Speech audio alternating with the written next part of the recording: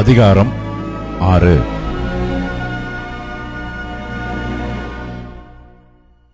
உங்களில் ஒருவனுக்கு வேறொருவனுடைய வழக்குண்டானால் வழக்காடும்படி அவன் பரிசுத்தவான்களிடத்தில் போகாமல் அநீதக்காரரிடத்தில் போகத் துணிகிறது என்ன?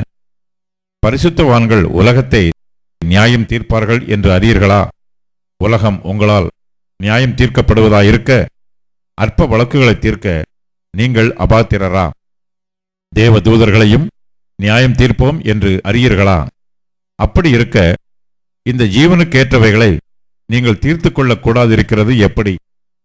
இந்த ஜீவனுக்கேற்ற வழக்குகள் உங்களுக்கு இருந்தால் தீர்ப்பு செய்கிறதற்கு சபையில் அற்பமாய் எண்ணப்பட்டவர்களை நியமித்துக் கொள்ளுங்கள். உங்களுக்கு வெட்கம் உண்டாகும்படி இதை சொல்லுகிறேன். சகோதரனுக்கும் உண்டான வழக்கை தீர்க்கத்தக்க விவேகி ஒருவனாகிலும் உங்களுக்குள் இல்லையா? சகோதரனுடைய சகோதரன் வழக்காடுகிறான், அவிசுவாசிகளுக்கு முன்பாகவும் அப்படி செய்கிறான். நீங்கள் ஒருவரோடொருவர் வழக்காடுகிறது எவ்விதத்திலும் குற்றமாய் இருக்கிறது. அப்படி செய்கிறதை விட நீங்கள் ஏன் அநியாயத்தை சகித்துக் கொள்ளுகிறதில்லை? ஏன் நஷ்டத்தை பொறுத்துக் கொள்கிறதில்லை?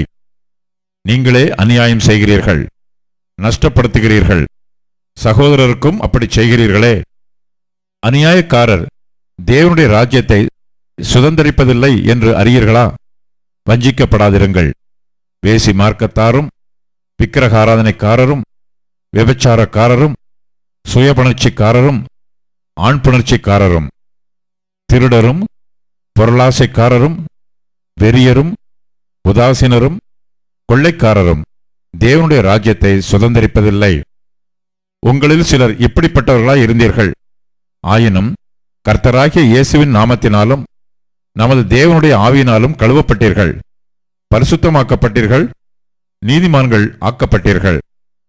எல்லாவற்றையும் அனுபவிக்க எனக்கு அதிகாரம் உண்டு, ஆகிலும் எல்லாம் தகுதியாயிராது. எல்லாவற்றையும் அனுபவிக்க எனக்கு அதிகாரம் உண்டு, ஆகிலும் நான் ஒன்றிற்கும் அடிமைப்பட மாட்டேன்.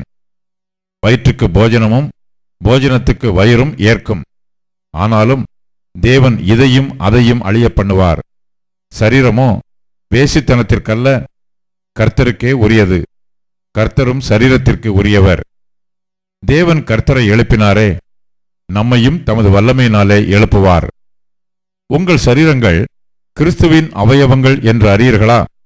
அப்படி இருக்க நான் கிறிஸ்துவின் அவயவங்களை வேசியின் அவயவங்கள் ஆக்கலாமா? அப்படி செய்யலாகாதே. வேசியோடு இசைந்திருக்கிறவன் அவளுடனே ஒரே சரீரமாயிருக்கிறான் என்று அறியீர்களா? இருவரும் ஒரே மாம்சமாயிருப்பார்கள் என்று சொல்லி இருக்கிறதே. அப்படியே கர்த்தரோடு இசைந்திருக்கிறவனும் அவருடனே ஒரே ஆவியாயிருக்கிறான். வேசித்தனத்திற்கு விலகி ஓடுங்கள். மனுஷன் செய்கிற எந்த பாவமும் சரீரத்திற்கு புறம்பாயிருக்கும். வேசித்தனம் செய்கிறவனோ தன் சுய சரீரத்திற்கு விரோதமாய் பாவம் செய்கிறான். உங்கள் சரீரமானது நீங்கள் தேவனாலே பெற்றும் உங்களில் தங்கியும் இருக்கிற பரிசுத்த ஆவியினுடைய ஆலயமாயிருக்கிறது என்றும் நீங்கள் உங்களுடையவர்கள் அல்ல என்றும் அறியீர்களா? கிரயத்துக்கு கொல்லப்பட்டீர்களே. ஆகையால் தேவனுக்கு உடையவைகளாகிய உங்கள் சரீரத்தினாலும் உங்கள் ஆவியினாலும் தேவனை மகிமைப்படுத்துங்கள்.